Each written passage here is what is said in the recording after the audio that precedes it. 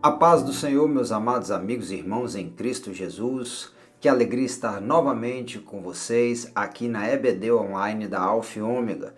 Nós iremos começar no dia de hoje o estudo da revista especial proposto pela CPAD para esse terceiro trimestre, que tem como tema os princípios divinos em tempos de crise, a reconstrução de Jerusalém e o avivamento espiritual como exemplo para os nossos dias. Sim, nós iremos estudar o contexto da reconstrução, a reconstrução de Jerusalém. Nós estamos numa época que talvez a sociedade contemporânea nunca tenha vivido.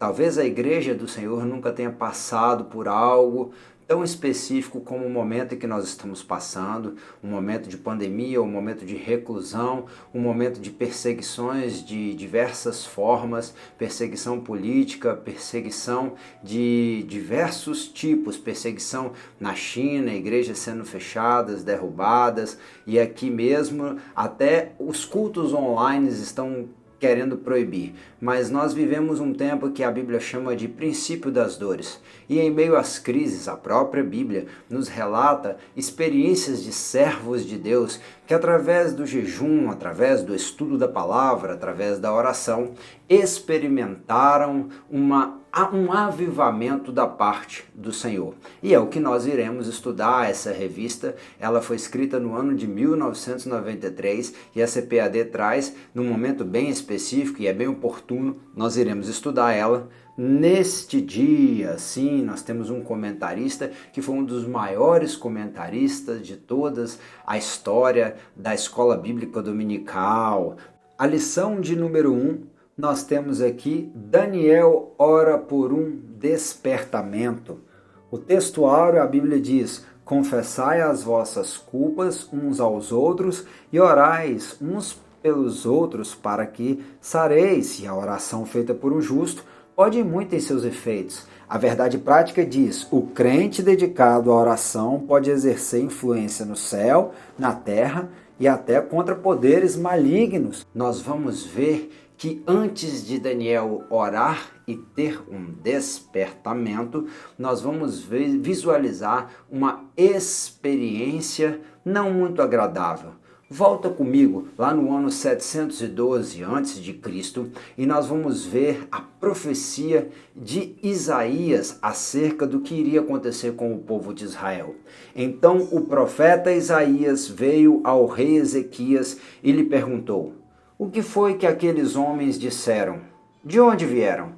Respondeu Ezequias: de uma terra remota vieram a mim, de Babilônia. Perguntou o profeta: o que foi que viram em teu palácio? Respondeu Ezequias: viram tudo que há em minha casa. Coisa alguma há nos meus tesouros que não lhes tenha mostrado. Sim, então disse Isaías a Ezequias: ouve a palavra do Senhor dos Exércitos. Certamente virão dias em que tudo o que houver em teu palácio e tudo o que entesouraram os teus antepassados até os dias de hoje será levado para a Babilônia. Não ficará coisa alguma, diz o Senhor. A profecia de Isaías para Ezequias, no capítulo de número 39, ela veio a se cumprir muitos anos depois. Alguns acreditam que o profeta Abacuque era contemporâneo de Isaías, e ele tem uma visão ainda mais aterrorizante daquilo que viria a acontecer. O peso que viu o profeta Abacuque. Até quando, Senhor? Até quando, Senhor? Clamarei eu e tu não me escutarás. Gritar-te-ei violência e não salvarás. Por que razão me mostras a iniquidade e me fazes ver a opressão?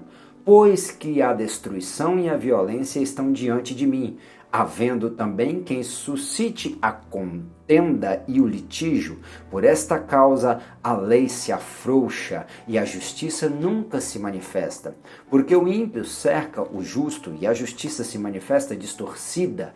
Vede entre os gentios e olhai, e maravilhai-vos e admirai-vos, porque realizarei em vossos dias uma obra que vós não crereis, quando for contada.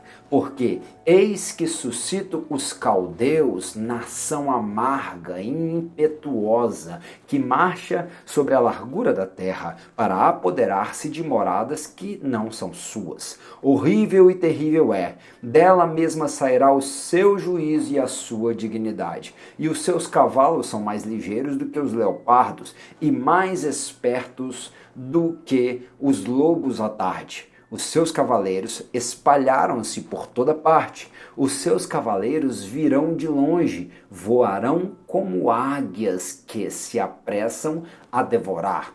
Eles todos virão para fazer violência. Os seus rostos buscarão o vento oriental e reunirão os cativos como areia, e escarnecerão dos reis e dos príncipes, farão zombaria.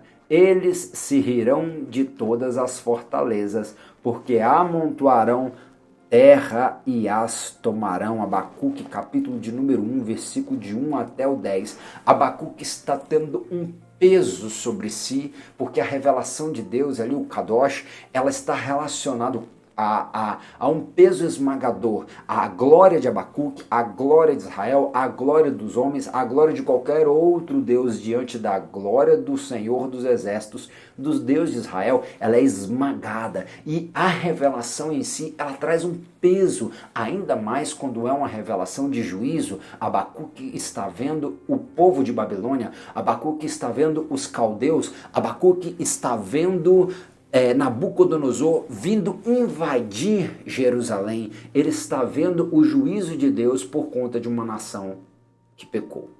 Quando Deus separa uma nação de Abraão, depois de tirar o povo do cativeiro do Egito, ele diz, passando pelo deserto, que aquele povo não se misturasse com os povos caldeus, com os povos que estavam na terra de Canaã, para que não viessem a adorar ali os seus deuses estranhos, e viessem então a se prostituir e abandonar ao Senhor. Israel faz exatamente isso. Então Deus, na sua longanimidade e misericórdia, vai despertando os profetas, e despertando os profetas, anunciando que o Senhor convidava o povo de Israel a se voltar para ele, mas o povo de Israel não se voltava para o Senhor, e por conta disso Deus, como uma forma de atrair de novo a nação de Israel a si, ele começa a levantar os seus profetas, através de Isaías, através de Abacuque, e nós vamos ver um pouco mais à frente, através também de Jeremias, ele anuncia que o povo de Babilônia viria, que Nabucodonosor viria para invadir a terra de Israel, e invadindo a terra de Israel, iria assim fazer o juízo contra a nação de Israel, e iria assim conduzir de novo o povo a Deus. Sim, olha o que está lá, 2 Crônicas, capítulo de número 36, 610 anos antes de Cristo, e o Senhor Deus de seus pais falou-lhes constantemente por intermédio dos mensageiros, porque se compadeceu do seu povo e da sua habitação. Eles, porém, zombaram dos mensageiros de Deus e desprezaram as suas palavras e mofaram dos seus profetas, até que o furor do Senhor tanto subiu contra o seu povo que mais nenhum remédio houve, porque fez subir contra eles o rei dos caldeus, o qual matou os seus jovens à espada na casa do seu santuário, e não teve piedade nem dos jovens, nem das donzelas, nem dos velhos, nem dos decrépitos. A todos entregou na sua mão. E todos os vasos da casa de Deus, grandes e pequenos, os tesouros da casa do Senhor e os tesouros do rei e dos seus príncipes, tudo levou para a Babilônia, e queimaram a casa de Deus, e derrubaram os muros de Jerusalém, e todos os seus palácios queimaram a fogo, destruindo também todos os seus preciosos vasos. E os que escaparam da espada levou para a Babilônia, e fizeram-se servos dele e de seus filhos, até o tempo do reino da Pérsia, para que se cumprisse a palavra do Senhor pela boca de Jeremias, até que a terra se agradasse dos seus sábados. Sim, o povo não respeitava respeitava o ano do jubileu, o ano dos sábados, do descanso da terra, todos os dias da assolação, repousou até que os 70 anos se cumpriram. Porém, no primeiro ano de Ciro, rei da Pérsia, para que se cumprisse a palavra do Senhor por boca de Jeremias, despertou o Senhor o espírito de Ciro, rei da Pérsia, o qual fez passar pregão por todo o seu reino, como também por escrito, dizendo: assim diz Ciro, o rei da Pérsia, o Senhor Deus dos céus me deu todos os reinos da terra e me encarregou de lhe edificar uma casa em Jerusalém, que está em Judá. Quem há entre vós de todo o seu povo, o Senhor seu Deus, seja com ele e suba. Este mesmo Deus que permitiu que o povo de Jerusalém, o povo de Judá, o povo de Israel fosse levado cativo à Babilônia, ele também tinha uma promessa de restituir esse povo que estava cativo à sua terra, a terra que ele tinha preparado para esse povo. Olha o que diz o texto de Jeremias, capítulo de número 31, versículo 16 e 17. Assim diz o Senhor: reprime a tua voz, a voz de choro e as lágrimas de teus olhos, pois há galardão para o seu trabalho, diz o Senhor, pois eles voltarão da terra do inimigo. Há esperança para o seu futuro. Há esperança para o seu futuro. Há esperança para o seu futuro, meu irmão e minha irmã. Há esperança para o seu futuro, diz o Senhor. Os teus filhos voltarão para os seus termos, diz Jeremias. Isso é Jeremias, o capítulo de número 31. O mesmo Jeremias que convidou o povo a se arrepender do pecado. O mesmo Jeremias que falou que Nabucodonosor viria com Babilônia a invadir a terra de Jerusalém, levar cativo o povo de Israel, depois que o povo não quis se converter. O mesmo Jeremias também foi usado por Deus para profetizar que Deus iria fazer com que aquele povo voltasse após se cumprir um tempo específico. Ainda em Jeremias 39 vai nos dizer, o versículo de número 1 e 2, no ano de Zedequias, o rei de Judá, no 10º mês, veio Nabucodonosor, rei de Babilônia, e todo o seu exército contra Jerusalém, e a cercaram. No 11º ano de Zedequias, no 4º mês, aos 9 do mês, fez-se brecha na cidade. Nós vivemos num tempo de muitas facilidades, nós vivemos num tempo de muitas possibilidades, e junto dessas possibilidades nós recebemos também um bombardeio de informação e também um bombardeio de muitas bandejas, muitas facilidades e comodidades que vem também com muitas distorções por parte do diabo. Distorções de quê, Diego? Distorções que tentam nos corromper na nossa vida cristã, distorções dos valores saudáveis da família, distorções dos mais diversos valores, aonde a própria Bíblia já tinha nos avisado que haveria um tempo onde seria difícil discernir o santo do profano. E assim nós vemos que naquela época o Senhor promoveu algo, um juízo, para que o povo viesse a passar por um processo e ali clamando, ali buscasse a Deus e fosse restituído à sua terra e fosse restituído ao lugar onde Deus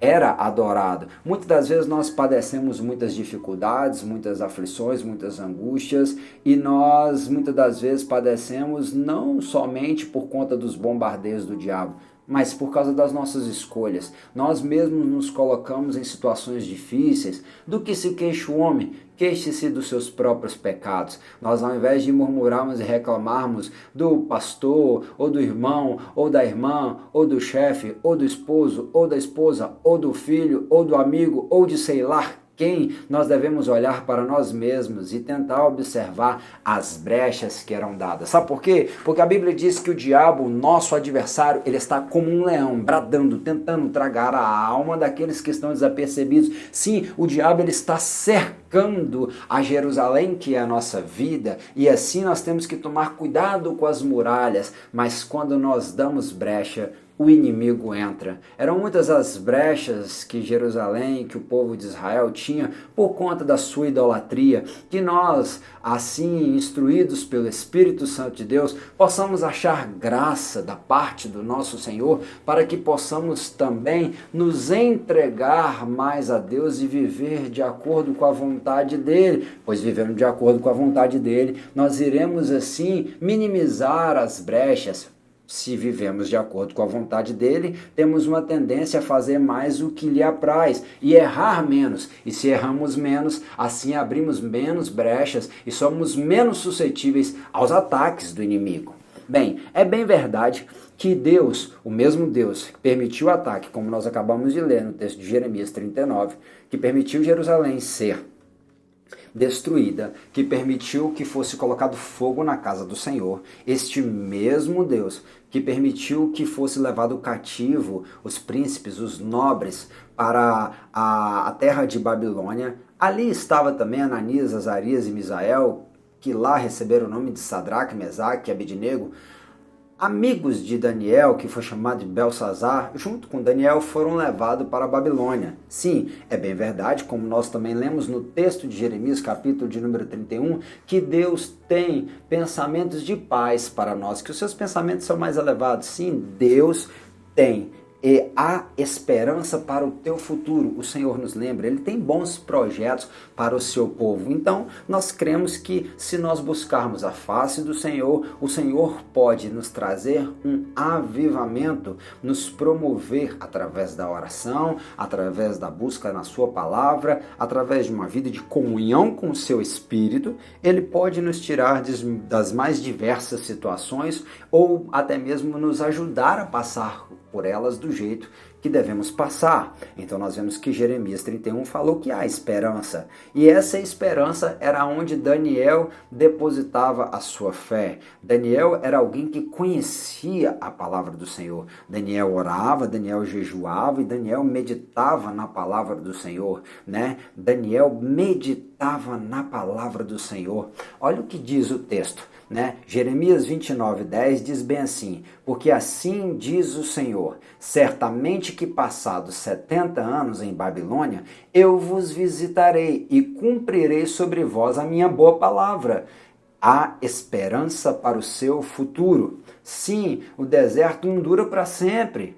Não, vós, a minha boa palavra eu cumprirei sobre vós, tornando a trazer-vos a este lugar, Jeremias profetizou. Só que Daniel era alguém que buscava sempre estar em comunhão com a palavra de Deus. Daniel era alguém que buscava sempre estar atento àquilo que Deus queria falar com ele através da sua palavra. Nós precisamos entender que a maior profecia de todas é a palavra de Deus, que se você quer ouvir a voz de Deus no dia de hoje, não perca a oportunidade de abrir a Bíblia Sagrada, porque eu tenho convicção que o mesmo Deus ontem é o mesmo Deus hoje e será eternamente. O nosso Senhor Jesus, que é o verbo que se fez carne, ele vai falar contigo. E assim foi com Daniel. Por quê? Porque Daniel meditava. Olha o Salmo de número 1, como é que é curioso. É muito interessante, a gente sempre usa e esquece de aplicar isso às nossas vidas, né? É um princípio do avivamento. Salmo de número 1, versículo de número 1 e 2 diz: bem-aventurado o homem que não anda segundo o conselho dos ímpios, nem se detém no caminho dos pecadores, nem se assenta na roda dos escarnecedores. Antes tem o seu prazer na lei do Senhor e na sua lei medita de dia e de noite. Como eu falei, nós temos muitas facilidades no dia de hoje, nós temos muitas possibilidades, né? E assim nós temos também, através disso, muitos entretenimentos. Tem gente que prefere maratonar nas séries da Netflix, que gosta muito de viver de descontração a descontração. Assim também o entretenimento de Daniel era a lei do Senhor e o seu prazer era em meditar na lei do Senhor. Tanto é que o capítulo de número 9, o versículo de número 1 até o número 3, vai nos dizer que Daniel, no primeiro ano de Dário,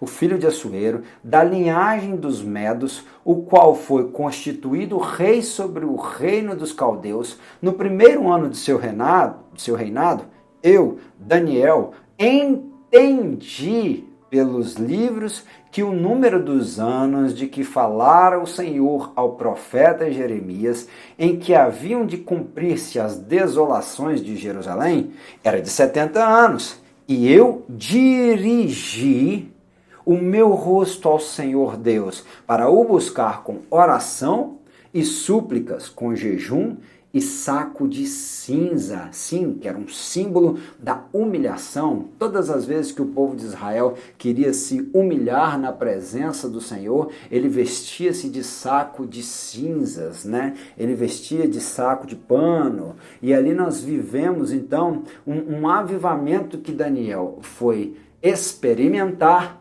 através da palavra de Deus. Não é qualquer coisa, é um avivamento pela palavra. Isso não aconteceu apenas uma única vez. A Bíblia nos relata vários episódios onde o avivamento ele veio pela palavra. Nós precisamos entender que a palavra avivamento vem de estar 100% vivo, vem de sair da morte para a vida. Sim, o Senhor é aquele que tem novidade de vida e que tem vida em abundância para mim e para você. E se nós queremos estar 100% vivos, nós precisamos andar no caminho do Senhor. O caminho estreito é o caminho e a porta continuam estreitas. Ele é o caminho, ele é a verdade, ele é a vida. Sim, se nós queremos um avivamento, nós precisamos buscá-lo na palavra. O avivamento não vem através de uma pessoa, o avivamento não vem através de um evento. Não, ele não vem através de um evento. O avivamento, ele não vem através de um movimento, de uma aglomeração. Não, o avivamento vem através do quebrantamento. O quebrantamento, a qual a Bíblia diz que um coração quebrantado o Senhor não resistirá. Quebrantamento este que só vem para nossas vidas através de um confrontamento pela palavra. É a palavra que me lembra, né? O Espírito Santo me lembra através da palavra, porque Jesus falou que o Espírito Santo nos lembraria das demais coisas, e é através da palavra que eu vou recordando aquilo que eu fiz de errado como um espelho. A palavra vai me mostrando e me mostrando, eu tenho a oportunidade assim também de renunciar, porque conhecendo a verdade me liberta. E aí quanto mais eu deixo de mim, quanto mais eu deixo da minha cultura, quanto mais eu deixo do mundo, quanto mais eu deixo de impregnado do reino das trevas que pudesse estar na minha vida, quanto mais eu deixo tudo isso, mais de Deus eu vivo, mais avivado eu fico. Isso aconteceu também na época de Neemias, isso aconteceu também na época de Josias. Veja bem, uma criança com cerca de 8 anos, Josias, com 8 anos, começou a reinar e 31 anos reinou em Jerusalém. Ele fez o que era reto aos olhos do Senhor e andou nos caminhos de Davi, seu pai, sem se desviar deles nem para a direita e nem para a esquerda, porque no 8º ano do seu reinado, sendo ainda moço, começou a buscar a Deus, o Deus de Davi, seu pai, e no 10º ano começou a purificar a Judá e a Jerusalém dos altos e dos bosques e das imagens de escultura e de fundição. 2 Crônicas 34, de 1 a 3, nós vamos ver uma criança que cresce, uma criança que ainda criança busca ao Senhor, que busca agradar ao Senhor, ainda um adolescente busca agradar ao Senhor e se purificar, tirando da sua vida, tirando do seu contexto, sendo ele rei, tirando da sua nação. Sim, você tem que trabalhar nas suas áreas de influências, mas irmão, eu sou apenas uma criança, eu sou apenas um adolescente, eu sou apenas um jovem, apenas um homem jovem, apenas um pai de família, eu não sou obreiro, eu não sou ninguém famoso na internet, eu não sou nenhum representante político. Não, meu amigo, você vai trabalhando no micro, e à medida que você vai mudando primeiramente a si mesmo, essas mudanças internas, elas vão incomodando e vão impactando as pessoas que estão próximas a você, de modo que você acaba virando uma referência e elas também, como você, querem ser mudadas, não por elas mesmas, mas pelo poder da palavra, pelo poder do Espírito Santo, porque ele buscava Deus, ele começou a buscar o Senhor. Tem mais? Tem. E Ilquias disse a Safã, o escrivão: achei o livro na casa do Senhor. Aquele homem buscou restaurar a casa do Senhor que estava destruída, e ali, à medida que ele foi reconstruindo a casa do Senhor, achou-se o livro da lei. O livro da lei estava perdido dentro da casa do Senhor. Imagina que era o povo de Deus. Em quantas igrejas evangélicas, em quantas casas de famílias cristãs, a palavra já foi perdida, desvalorizada. Muitas das vezes nós vemos 2 horas de cantarola e que dizem ser adoração, mas não vemos o valor da palavra, não nos dão tempo para pregar, para ensinar, e ainda diz que não precisa de muito disso, e aí o povo vai padecendo, vai morrendo de fome e vai buscando se nutrir no fast food, do entretenimento, do mundo e até mesmo no self-service da fé, onde cada um acha para comer o que quer. Mas aqui Josias não. Sabe o que ele fez? Quando ele achou o livro da lei, que ali Safã foi ler o livro da lei para o rei, ele chorou.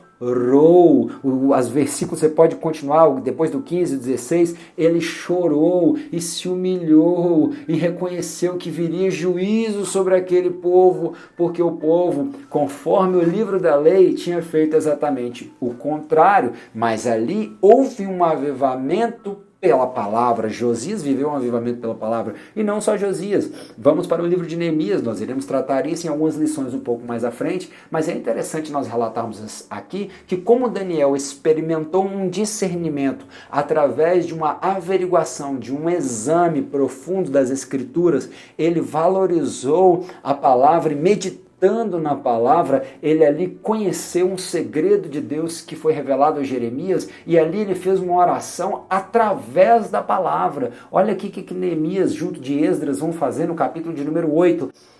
E leu no livro Diante da Praça, que está diante das portas das águas, desde a alva até o meio-dia, perante homens e mulheres, e os que podiam entender, e os ouvidos de todo o povo estavam atentos ao livro da lei. Sim, Neemias 8,3, e Esdras abriu o livro perante a vista de todo o povo, porque estavam acima de todo o povo, e abrindo ele, todo o povo se pôs em pé, e Esdras louvou ao Senhor, o grande Deus, e todo o povo respondeu, amém, amém, levantando as suas mãos e inclinaram as suas cabeças, e adoraram ao Senhor com o rosto em terra, prostrados, humilhados, assim reconhecendo a grandeza de Deus. Quando o povo prostrava-se em terra, colocando a face em terra, é porque eles reconheciam que nem olhar para a glória de Deus eles poderiam, né? E leram no livro, na lei de Deus, e declarando e explicando o sentido, faziam que, lendo, se entendesse.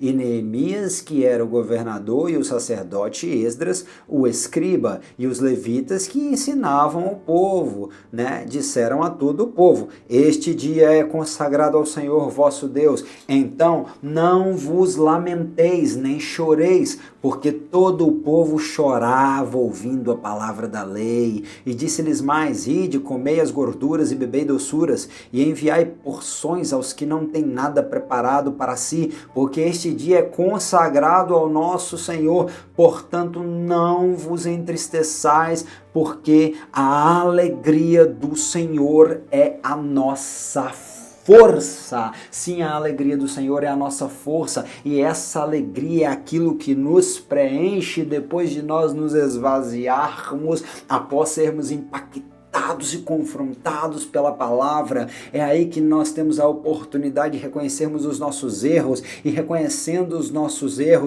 enquanto que de erro enquanto pessoa, erro enquanto filho, erro enquanto pai, erro enquanto esposo, erro enquanto servo, erro enquanto irmão em Cristo, erro enquanto ovelha, erro enquanto pregador, erro enquanto ensinador. Sim, nós erramos muitas vezes em várias situações, erro como obreiro, erro como líder, erro como referência, erro como cidadão, erro como aquele que tem contas a pagar, muitas das vezes nós temos erros sociais, existem os erros dos governantes, erros dos presidentes, erros eclesiásticos, a igreja tem errado e errado muito, não fazendo missões, não cuidando dos pobres, não cuidando das viúvas, estão errando, mas estão errando cada vez mais por não estarem atentos à palavra de Deus. Mas todas as vezes que nós lemos a palavra de Deus nos confronta, e à medida que ela nos confronta, nós somos convidados a nos prostrar e a chorar, e o mais que podemos fazer é dizer amém e reconhecer com o rosto em terra, sim, que o Senhor é misericordioso e pode nos perdoar. Todas as vezes que nós quebrantarmos o nosso coração, avivados por uma oração motivada pela palavra, por certo nós experimentaremos um avivamento que proporcionará uma alegria verdadeira como aquele povo viveu. E não foi diferente com Daniel, mas isso também não era diferente, porque todas as vezes que a Bíblia mostra desde o princípio os homens buscando a face do Senhor, todas as vezes que os homens buscavam a face do Senhor, buscavam para o adorar e assim também desfrutavam da oportunidade de se alegrar de estar na presença do Senhor. Não há alegria maior, mais nobre, mais verdadeira, uma alegria eterna do que estar na presença do Senhor. Eu sei que você já teve a experiência de sentir assim aquela coisa gostosa da presença do amigo do Espírito Santo, e quando nós sentimos a alegria do Espírito Santo é como se fosse uma fagulha de eternidade. Imagina o que nós iremos viver lá na glória. Isso é para quem vencer, isso é para quem reconhecer, isso é para quem permitir ser quebrantado, confrontado pela palavra. Isso é para quem quer viver um verdadeiro avivamento. Lembre-se, avivamento não é movimento, avivamento é mais quebrantamento, é mais relacionamento com o Deus da palavra e com a palavra de Deus, bem como também com o nosso amado amigo Espírito Santo. Isso tudo através de uma vida de oração. Oração é relacionamento. Não é uma reza, uma repetição, como fazem os gentios. Não. É diálogo. Você fala e pode ter certeza, o nosso Deus, ele é um Deus vivo e ele responde. Mas isso acontece desde sempre. Gênesis 4:26, a Sete também nasceu um filho e chamou o seu nome de Enos. Então começou a invocar o nome do Senhor. Veja que essa estrutura, ela foi concedida ao homem desde um princípio. Deus criou um mecanismo para que fosse acessado às verdades eternas, para que você tivesse acesso à sala do trono, para que você tivesse acesso ao Deus vivo, o Criador dos céus e da terra, aquele que pode lhe ajudar. E isso é a oração. Começaram a invocar o nome do Senhor, começaram a adorar, começaram a buscar, começaram a procurar em Deus as respostas. Esta, porém, é a aliança que farei com a casa de Israel depois daqueles dias, diz o Senhor. Porei a minha lei no seu interior e as escreverei no seu coração. Eu serei seu Deus e eles serão o meu povo. Jeremias 31:33. Ainda Jeremias lembrando que mesmo depois de um cativeiro, mesmo depois de quebrada a aliança, Deus poderia fazer uma nova aliança, uma aliança no coração, uma aliança verdadeira, uma aliança onde de fato aquele povo seria povo de Deus e aquele Deus seria Deus daquele povo, o Deus de Israel, o único Deus, o Deus verdadeiro. E há de ser que todo aquele que invocar o nome do Senhor será salvo, porque no Monte Sião e em Jerusalém haverá livramento, como disse o Senhor, e entre os sobreviventes, aqueles que o Senhor chamar. Joel 2:32, ainda Paulo vai repetir esse texto de Joel em Romanos capítulo de número 10. Vamos ler aqui para a gente poder lembrar isso, firmar na nossa mente, a saber, se com a tua boca confessares ao Senhor Jesus e em teu coração creres que o Deus o ressuscitou dentre os mortos, será salvo, visto que com o coração se crê para a justiça e com a boca se faz confissão para a salvação, porque a Escritura diz, todo aquele que nele crê não será confundido. Antes de eu continuar, talvez você tenha caído aqui de paraquedas e talvez possa estar sendo confrontado com essa mensagem, talvez essa mensagem já possa estar te abençoando, te edificando, te ajudando, te consolando, mas talvez nem servo de Deus você era. Aqui está a oportunidade. oportunidade de você fazer comigo uma oração breve que diz bem assim: Senhor, eu aceito a Jesus como meu único e suficiente Salvador. Eu creio que Ele é o Salvador do mundo. Perdoa os meus pecados, escreve meu nome no livro da vida, sela, me batiza com Teu Espírito Santo e me sustenta até a volta, porque eu quero morar no céu. A Bíblia diz que se nós confessarmos com os nossos lábios, sim,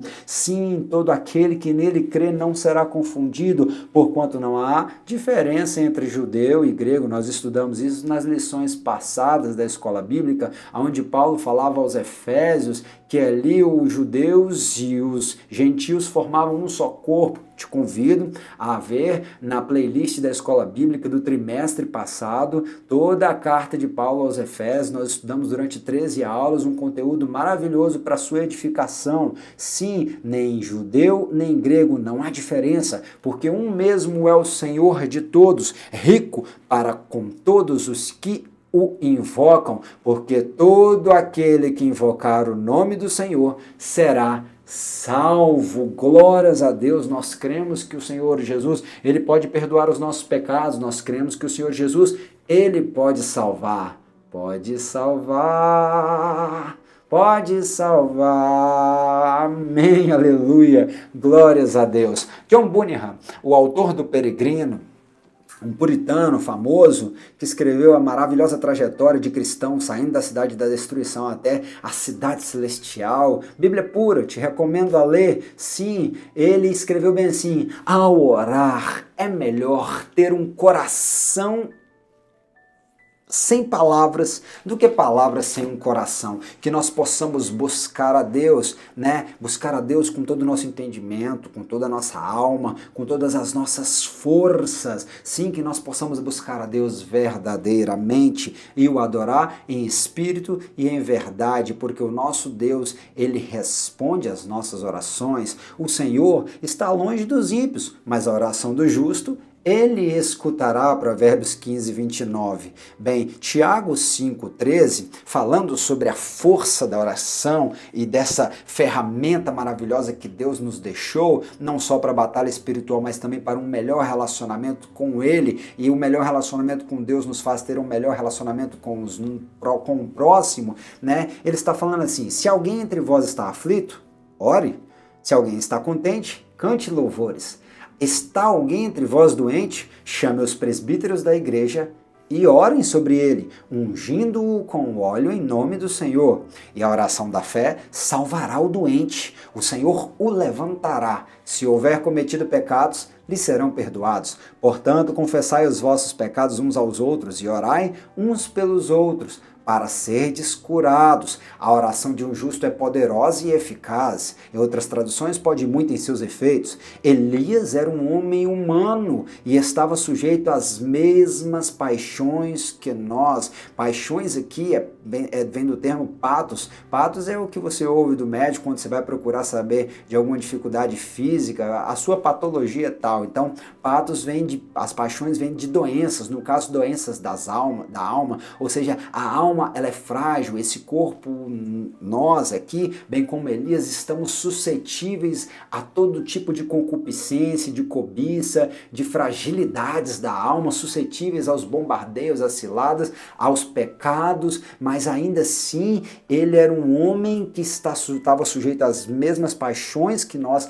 mas orou com fervor para que não chovesse, e durante 3 anos e 6 meses não choveu sobre a terra, e orou outra vez, e o céu deu a chuva, e a terra produziu o seu fruto. Tiago 5, de 13 e 18. Olha que coisa extraordinária. Provérbios 15 ainda, versículo 8, vai nos dizer que o sacrifício do ímpio é abominável, como era de Jezabel, como era dos falsos profetas de Baal, como era o sacrifício de Acabe, abominável ao Senhor, bem como das nações pagãs, mas a oração dos retos é o contentamento do Senhor. Eu não me canso de lembrar de Cantares, com certeza, é um dos livros que eu mais gosto, aonde Salomão ele vai falar para a Sulamita de uma forma maravilhosa: faz-me ouvir a sua voz, amada minha. Ali é símbolo de Cristo com a igreja. O Senhor se alegra de ouvir a sua voz. Não que ele já não saiba o que você precisa,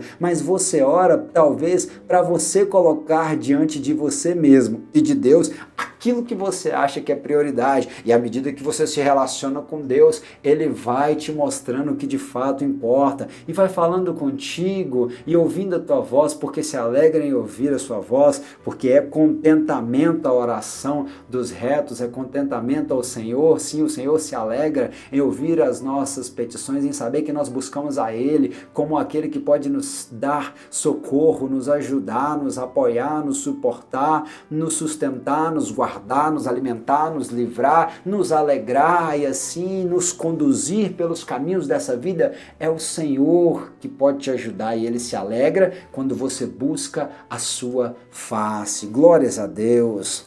A oração de Daniel, no capítulo de número 2, o versículo de número 18, versículo de número 20, nós vemos uma oração para alguém que está aflito, nós vemos uma oração para alguém que quer ser curado, nós vemos uma oração para alguém que precisa ser perdoado, nós vemos uma oração que é para justos, alguém que é justificado e nós somos justificados pelo sangue de Jesus. Nós vimos uma oração que é para aqueles que são retos, naqueles que andam em conformidade com a verdade, né? E que fazem também ser contentamento a Deus. Apocalipse capítulo de número 5, a Bíblia vai dizer que a oração dos santos é como um incenso agradável às narinas de Deus, é aquilo que vai subindo como fumaça e que é agradável. Ei, será que você está andando em santidade? Se não está, não tem problema, confesse, deixa, alcança misericórdia. O sangue de Jesus ainda tem poder para te lavar, para te purificar, essa palavra ainda tem poder para te limpar, e à medida que você vai buscando a Deus, e as suas orações vão cada vez mais subindo as tuas narinas como um incenso agradável. Que coisa maravilhosa é servir o nosso Senhor. Aleluia. Nós vemos aqui Daniel no capítulo de número 2, versículo 18 a 20, junto de seus amigos, pedindo ajuda e pedindo que os seus amigos orassem para que o Deus de misericórdia, pedindo misericórdia ao Deus do céu sobre este mistério, a fim de que Daniel e seus companheiros não perecessem, juntamente com o restante dos sábios de Babilônia. Então foi revelado o mistério a Daniel numa visão de noite. Então Daniel louvou ao Deus do céu, falou Daniel dizendo: seja bendito o nome de Deus de eternidade a eternidade, porque dele são a sabedoria e a força. Ainda em Daniel 2, nós vamos ver que o Senhor é aquele que revela o que está oculto e escondido. Nabucodonosor teve um sonho, não quis contar o sonho, queria que os sábios discernissem não somente o sonho, como seu significado, e isso era impossível para todos os humanos, mas não para Deus, porque a especialidade de Deus é o impossível, de modo que o nosso Senhor agora, ele vai se manifestar a Daniel trazendo a revelação, não só do sonho, mas também da sua interpretação, porque se nós lembrarmos do capítulo de número 1, a Bíblia vai dizer que a Daniel e seus amigos foi dado conhecimento e sabedoria, e a Daniel ainda foi acrescentado discernimento, sabedoria para lidar com sonhos e profecias. Daniel era alguém que tinha comunhão com Deus. Sim, Daniel falava com Deus, tinha uma expressão no céu, e o céu respondia a Daniel, Deus respondia a Daniel. Isso é maravilhoso. Ainda o capítulo de número 5, nós vamos ver que depois de ter revelado o sonho de Nabucodonosor no capítulo de número 2, os seus amigos no capítulo de número 3 não se dobraram, mas mantiveram convictos. Alguém só se mantém convicto em Deus se tiver comunhão com a palavra e com a vida de oração. Você só tem a capacidade de se manter forte em Deus quando você reconhece que o poder do Senhor se aperfeiçoa na sua fraqueza, e para isso você precisa estar constantemente dobrado diante de Deus, em oração e em jejum, humilhando a sua alma, diminuindo para que ele cresça. Assim você se dobrando diante de Deus consegue, como Ananias, Azarias e Misael, não se dobrar diante de Deus nenhum, de estátua nenhuma, que foi o que aconteceu diante da estátua de Nabucodonosor no capítulo de número 3. E por isso foram livrados da fornalha ardente, não se queimou sequer um fio de cabelo. Veja que grande avivamento. Todo esse grande avivamento proporcionou uma oportunidade de todo aquele povo poder glorificar a Deus. Entenda, o avivamento que Deus faz e promove na sua vida, isso é para que outras vidas sejam impactadas, não para que você seja reconhecido, mas para que o Deus que você serve seja reconhecido, porque aquela provação na vida de Ananias, Azarias e Misael no capítulo de número 3 foi a oportunidade de Nabucodonosor ver o quarto homem, ou o primeiro,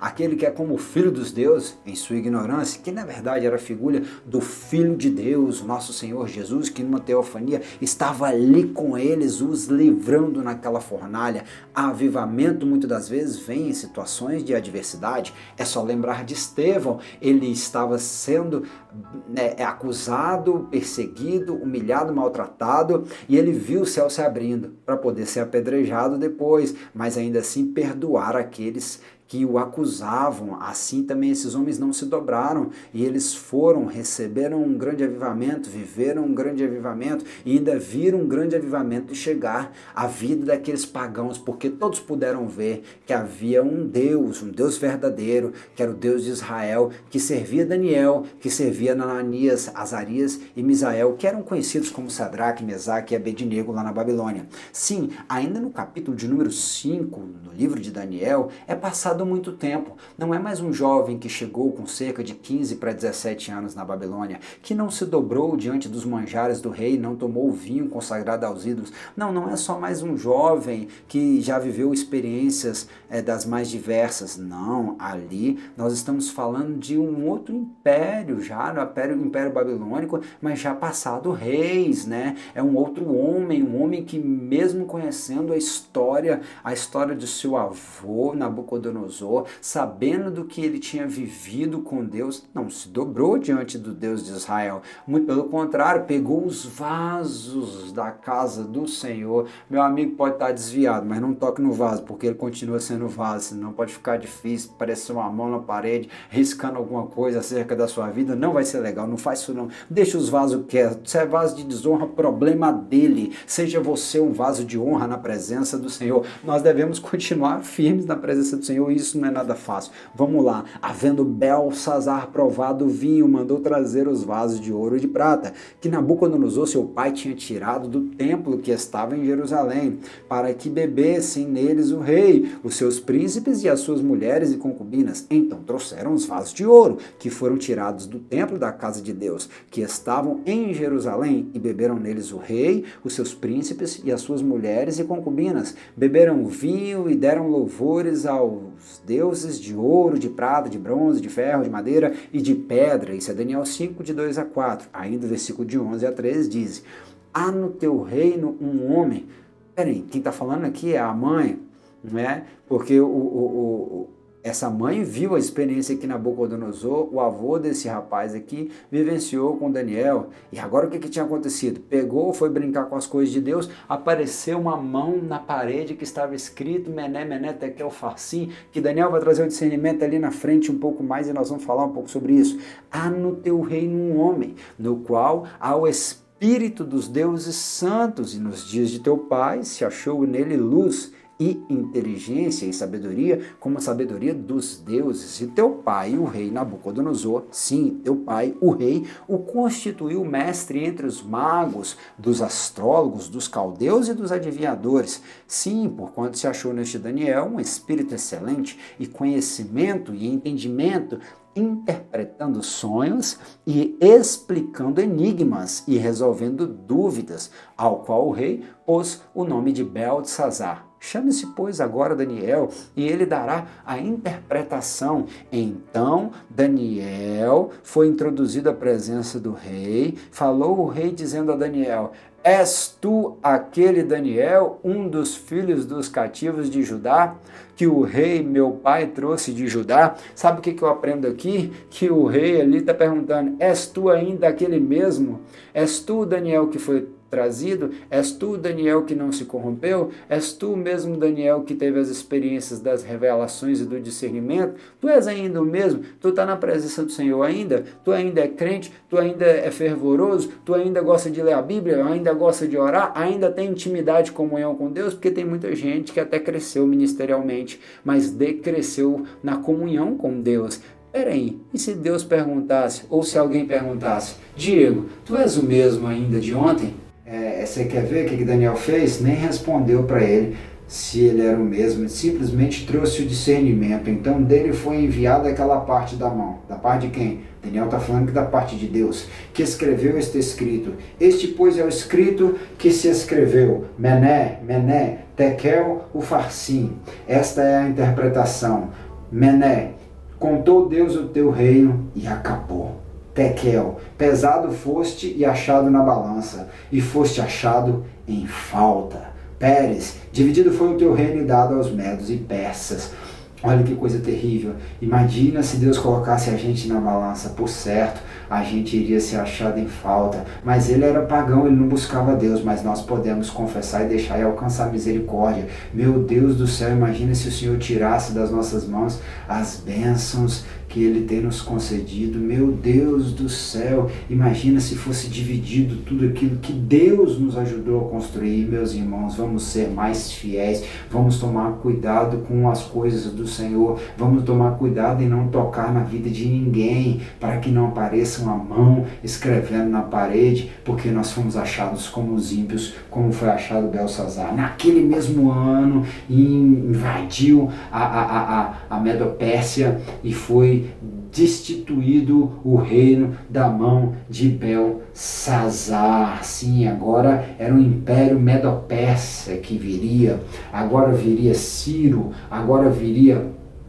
Dário, e esse Dário se tornou amigo de Daniel, viu em Daniel uma referência, viu que Daniel era um homem de Deus viu que Daniel era um servo, que ele podia confiar em Daniel, colocou ali 127 homens para comandar as províncias e 3 homens para comandar esses 127, entre eles Daniel se destacava. Isso gerou muita inveja, gerou muita calúnia, gerou muita busca da parte desses outros homens, querendo achar algo ruim, algo que fosse em falta em Daniel. Até pesquisaram na lei do Deus de Daniel, e Daniel, ele era correto em todas as coisas, de modo que convenceram Dário a assinar um edito, e durante 30 dias só poderia ser o imperador adorado. E Daniel fez o que com isso? Sabendo Daniel do edito que estava assinado, entrou em sua casa e orava no seu quarto com as janelas abertas voltadas para Jerusalém. 3 vezes no dia se punha de joelhos e orava e dava graças diante do seu Deus, como também antes costumava fazer. Olha, os seus bons costumes não podem ser perdidos. Aquilo que você tem de valioso não pode ser tirado por conta da inveja de ninguém.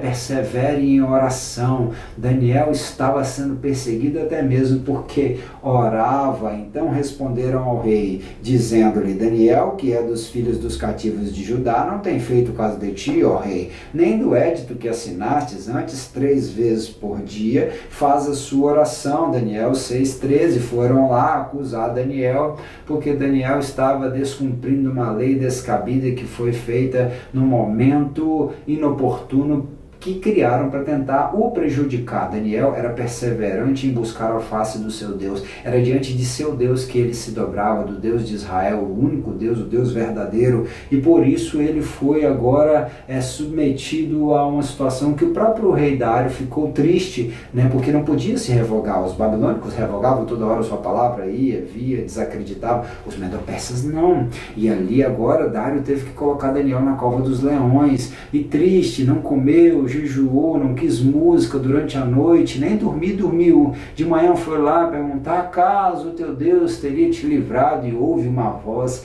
que eu acredito que aquilo deve ter impactado no seu íntimo de uma forma sobremaneira. Daniel respondendo, viva o rei, viva o Deus de Israel, que achou em mim inocência. Daniel foi livrado porque achou nele inocência, e Deus enviou seu anjo que não permitiu que os leões tocassem nele. Dário pegou aqueles homens que o acusavam, os invejosos, e botou na cova dos leões depois que Daniel saiu de lá, e mal entraram na cova dos leões, nem chegaram no fundo, e os leões pegaram eles. Meu amigo, o caminho do invejoso é ser tragado pelos leões. Que nós possamos ver que o Senhor, Ele é maravilhoso e concede a cada um conforme a sua busca, conforme as suas habilidades, conforme aquele projeto que Ele tem estabelecido desde a eternidade para aquela vida, e que nós possamos nos alegrar com as bênçãos dos nossos irmãos e estimulá-los ainda mais a crescer, bem como eles têm nos ajudado tanto em nosso crescimento, né? Oremos uns pelos outros, oremos sem cessar. É melhor orar do que invejar, né? Daniel, ele era um homem que orava 3 vezes ao dia. É como se fosse assim, orando de manhã, orando de tarde, orando de noite. São só 3 vezes? É melhor orar o período da manhã todo, o período da tarde todo, o período da noite toda. A gente não sabe que dia que a gente vai enfrentar uma cova de leões. A gente tem que sempre buscar se colocar diante do nosso Deus para ver se a gente se acha diante dele como alguém inocente. Que o Senhor Deus possa te abençoar em toda a sua trajetória. Não somente Daniel orava e buscava a Deus, falava com Deus, como Deus também respondia às orações de Daniel. E assim, é o que nós vamos estudar na próxima lição. Mas tem um texto aqui, no primeiro ano de Ciro, rei da Pérsia, para que se cumprisse a palavra do Senhor pela boca de Jeremias, despertou o Senhor o espírito de Ciro, o rei da Pérsia, o qual fez passar pregão por todo o seu reino, como também está escrito, dizendo, assim diz Ciro, rei da Pérsia, o Senhor do Deus dos céus me deu todos os reinos da terra, e me encarregou de lhe edificar uma casa em Jerusalém, que está em Judá. Quem há dentre vós de todo o seu povo, seja Deus com ele, e suba a Jerusalém, que está em Judá, e edifique a casa do Senhor, Deus de Israel. Ele é o Deus que está em Jerusalém. Esdras 1, de 1 a 3, ainda o versículo de número 7, também o rei Ciro tirou dos utensílios da casa do Senhor, que Nabucodonosor tinha trazido de Jerusalém e que tinha posto na casa dos seus deuses. Sim, nós vamos ver que muitos homens não quiseram se dobrar diante de Deus. Triste é quando um homem ele não quer ouvir a voz de Deus, né? Olha, a figura de Paulo perseguindo a igreja, né? Se levantando contra a igreja, e Jesus tendo que falar com ele depois de ele ter caído do cavalo, ter tido uma experiência com a voz, visto um clarão, e Jesus falando, Paulo, por que me persegues? E ele tendo que dizer, quem é, Senhor? E disse o Senhor, eu sou Jesus, a quem tu persegues. Duro é para ti recalcitar contra os aguilhões, duro é dar murro em ponta de faca, duro é bater com a cabeça na parede, duro é ir contra a vontade do nosso Deus. Ainda tinha lá Daniel 4, o único capítulo da Bíblia que é escrito por um ímpio, porque antes Nabucodonosor teve a experiência do sonho do capítulo de número 2, a experiência da fornalha ardente no capítulo de número 3, Nabucodonosor teve muitas experiências e ainda assim se exaltou. No capítulo de número 4, o próprio Nabucodonosor, do versículo 30 ao 37, ele vai explicar que Deus deu um sonho a ele. Daniel trouxe o discernimento, falando que se ele não se convertesse e se ele andasse na soberba do teu coração, seria passado dele o reino, e ele andaria por 7 tempos como um animal irracional. E assim foi que aconteceu. Mas depois o próprio Nabucodonosor vai falar, falou o rei dizendo, não é esta a grande Babilônia que eu edifiquei para a casa real, com a força do meu poder e para a glória da minha magnificência? Ainda estava essa palavra na boca do rei, quando caiu uma voz do do céu. A ti se diz, ó rei Nabucodonosor, passou de ti o reino, e serás tirado dentre os homens, e a tua morada será com os animais do campo. Far-te-ão comer erva como os bois, e passar-se-ão 7 tempos sobre ti, até que conheças que o Altíssimo domina sobre os reinos dos homens, e o dá a quem quer. Na mesma hora se cumpriu a palavra sobre Nabucodonosor, e foi tirado dentre os homens, e comia erva como os bois, e o seu corpo foi molhado do orvalho do céu, até que se cresceu pelo, como as penas da águia, e as suas unhas como as das aves. Mas ao fim daqueles dias, eu, Nabucodonosor, levantei os meus olhos ao céu, e tornou-me a vir ao entendimento, e eu bendisse o Altíssimo, um ímpio, um imperador, eu bendisse ao Altíssimo, e louvei e glorifiquei ao que vive para sempre, cujo domínio é um domínio sempiterno, e cujo reino é de geração em geração, e todos os moradores da terra são reputados em nada, e segundo a sua vontade, ele opera com o exército do céu, os moradores da terra. Não há quem possa estorvar a sua mão e lhe diga, que fazes? No mesmo tempo me tornou a mim o meu entendimento, e para a dignidade do meu reino tornou-me a vir a minha majestade e o meu resplendor, e buscaram-me os meus conselheiros e os meus senhores, e fui restabelecido no meu reino, e a minha glória foi aumentada. Agora, pois, eu, Nabucodonosor, louvo, exalto e glorifico ao Rei do céu, porque todas as suas obras são verdade, e os seus caminhos juízo, e pode humilhar aos que andam na soberba. Não ande em soberba.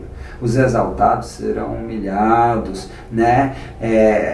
A Bíblia vai nos dizer dessa história de Daniel e de Nabucodonosor, falando, né? Daniel ali buscando a face do Senhor e trazendo a revelação.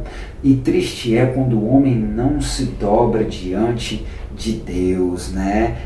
Conforme foi também a palavra que Esdras trouxe, né? Assim também se cumpriu a profecia e a oração de Daniel foi respondida lá, que era a profecia de Isaías 45, de 1 a 7, lê comigo aí. Assim diz o Senhor ao seu ungido, a Ciro, a quem tomo pela mão direita, para abater as nações diante da sua face, e descingir os lombos dos reis, para abrir diante dele as portas, e as portas não se fecharão. Eu irei diante de ti, e endireitarei os caminhos tortuosos, quebrarei as portas de bronze, e despedaçarei os ferrolhos de ferro, dar-te-ei os tesouros escondidos e as riquezas encobertas, para que saibas que eu sou o Senhor, o Deus de Israel, que te chama pelo teu nome. Por amor de meu servo Jacó, de Israel, meu eleito, eu te chamei pelo teu nome e pus o teu sobrenome, ainda que não me conhecesses. Eu sou o Senhor e não há outro. Fora de mim não há Deus. Eu te cingirei, ainda que tu não me conheças, para que se saiba desde a nascente do sol e desde o poente que fora de mim e não há fora de mim não há outro. Eu sou o Senhor e não há outro. Eu formo a luz e crio as trevas. Eu faço a paz e crio o mal. Eu, o Senhor, faço todas estas coisas. Deus já estava profetizando na vida de Ciro, e ali a oração que nós vimos se cumprir em Esdras 1, de 1 a 3. A oração.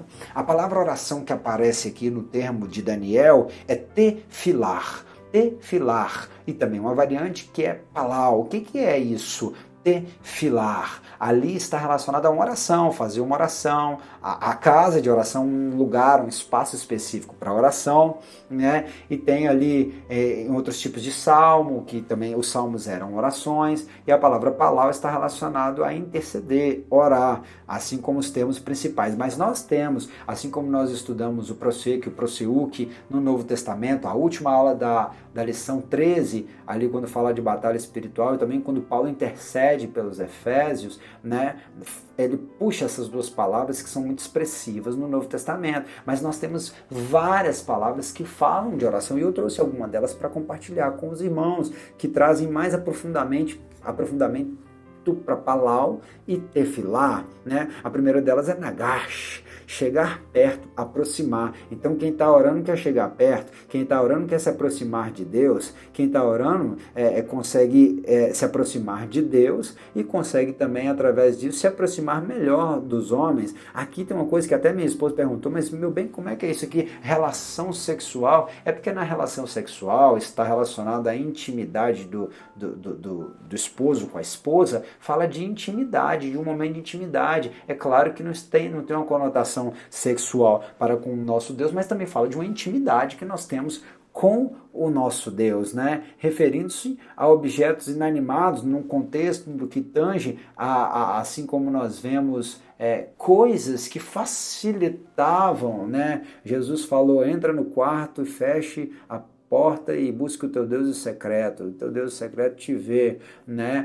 Ali um espaço físico, como os judeus no prosseco, eles buscavam um espaço onde pudessem orar e sempre lavar as mãos, né? Um espaço, né? Assim como o templo, as sinagogas eram lugares, né, de buscar a face de Deus também. A casa do Senhor, Jesus falou que ela estava sendo transformada em covil de ladrões, mas ela era casa de oração, os espaços, né, objetos inanimados, espaço, aquilo que facilitava, né? Você tem aí o seu quarto de oração na sua casa, você tem aí o seu quarto de guerra, é importante também para se aproximar, para trazer para perto, né? Para ser trazido para perto. A oração traz Deus para perto e faz você ser levado a perto dele, se aproximar.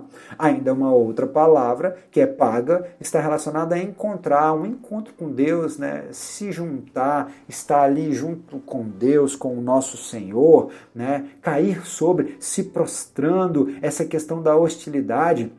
Imagina que você está... Um homem vinha para atacar outro e cair sobre o outro com hostilidade. Eu preciso cair sobre mim mesmo na oração, né? Atingir, tocar, né? Tocar o Senhor, fazer encontrar, solicitar, fazer uma solicitação, intervir, que no caso é interceder, intervir junto a Deus por causa de alguém, né? Atacar o mal, atacar ao reino das trevas em oração, buscar alcançar o alvo. Olha que coisa interessante, ainda Zaak, gritar, clamar, chamar, clamar por socorro. É por isso que os crentes pentecostal são às vezes chamados de doido, mas é porque às vezes nós temos uma necessidade de gritar, de clamar, de buscar e pedir socorro, sabendo que é o nosso Senhor, que é o socorro bem presente na angústia, chamar para ter ajuda, gritar como quem tem uma necessidade, ser juntado, ser reunido, né? Fazer chorar,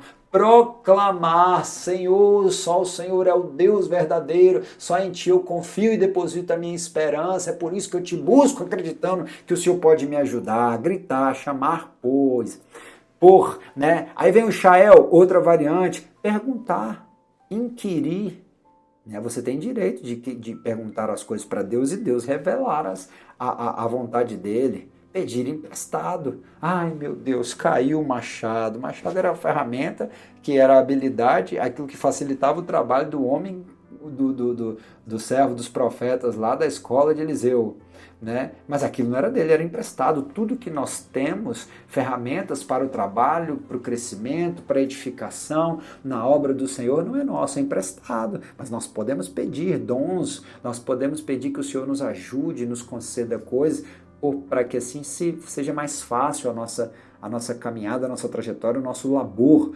aqui, né? Pedir um favor, indagar, inquirir, consultar, perguntar a Deus, né? Se você pode ir, se você pode fazer, se você pode comprar, se você pode falar, se você pode se encontrar com as pessoas, né? Pedir licença para o Senhor, até mesmo para se ausentar, né? Não se apresse a sair da presença do Senhor, indagar cuidadosamente, pedir esmolas. Deus ele concede questões para as necessidades básicas nossas, né? Praticar mendicância. Olha, meu amigo, é você ali. Nós nos colocamos diante de Deus e a gente lembra só que a gente é príncipe, mas às vezes a gente esquece que um mendigo se humilha diante daquele que pode o ajudar. O mendigo aqui não é só a expressão de alguém que é necessitado de uma ajuda, e nós estamos assim diante do nosso Deus, né? transferir permitir que alguém peça e, com êxito, conceder ou emprestar, né? São os mesmos significados. E ali, além do prossequio e proseuco, no Novo Testamento eu trouxe uma variação, que é o proscúneo, que está relacionado a beijar a mão de alguém em sinal de reverência, cair de joelhos e tocar ao chão com a testa em uma expressão de profunda reverência, né? Prestar uma homenagem ao Senhor, valorizar aquilo que Deus está falando. Isso são símbolos, né? São outras palavras sinônimas acerca da oração no Velho e no Novo Testamento que facilitam o nosso entendimento. E entendimento de quem? De um homem que tinha uma vida de oração. Daniel profetizou por cerca de 80 anos.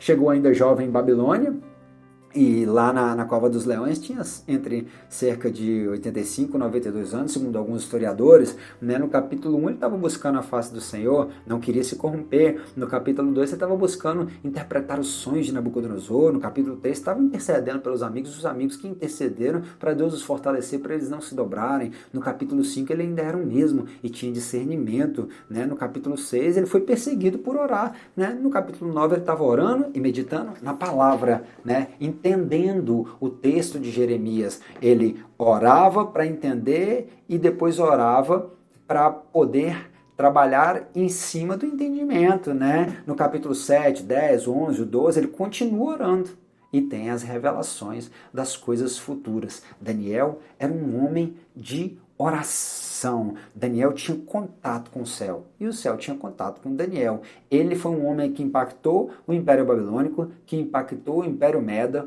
e impactou o Império Persa, né? Daniel trabalhou impactando impérios, um homem que foi, além de todo o povo de Israel, né? Uma referência que foi citado e honrado ainda em vida, né? Pelo profeta Ezequiel. Daniel impactou impérios, né? Não deseje ser conhecido como um homem de oração. Nós devemos ser um homem de oração. Avivamento pela oração.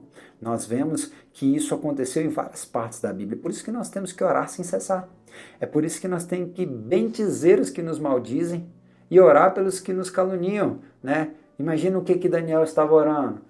Daniel estava clamando a Deus. É por isso que nós temos que orar pelas autoridades. Nesse tempo agora de reclusão social, nós temos que orar pelas autoridades para que a igreja tenha paz. Não é querer ser autoridade, não é querer se candidatar a isso. Enquanto cidadão você tem todo o direito, mas enquanto igreja nós somos embaixadores do céu na terra e temos que orar para que a igreja tenha paz. Paz para quê? Para continuar perseverando em fazer crescer o reino dos céus aqui no coração dos homens. Orai pela paz em Jerusalém. Daniel se voltava para Jerusalém porque lá era lugar da adoração. Ele orava pela paz de Jerusalém, ele sabia que Jerusalém estava devastada, né?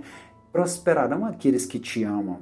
Ana orou e viu o avivamento na vida dela através da vida de Samuel. Ela era estéril e agora ela desfrutaria daquele que viria a ser sacerdote, profeta e juiz. Olha que coisa, a bênção que Deus deu para ela, o que aconteceu? Ela entregou de novo na mão do Senhor e recebeu muito mais por causa disso. Josafá orou, jejuou e adorou e viu o grande livramento que Deus deu. Ezequias orou, uma parede, nada mais. A Ezequias lhe restou uma parede, uma oração, moveu as mãos do meu Senhor. Ele foi orar e foi prostrar, não somente porque Isaías tinha falado para organizar a sua casa, porque ele ia morrer, não porque ele tinha que organizar a vida dele, não, porque essa era uma expressão de distribui a sua herança, e ele sabia, era ali que estavam as lágrimas de Ezequias depositado. Esse que foi considerado um homem que agradava a Deus até aquele momento, ele foi chorar porque ele sabia que da descendência dele viria a vir o Messias, porque ele era da descendência de Davi. Então ele chorou porque ainda não tinha filhos e Deus concedeu a ele mais 15 anos e ainda concedeu a ele Manassés. Ainda que Manassés venha a ter sido o pior rei de Israel, na hora que foi puxado por Babilônia, lembrou do Deus de seu pai e se arrependeu.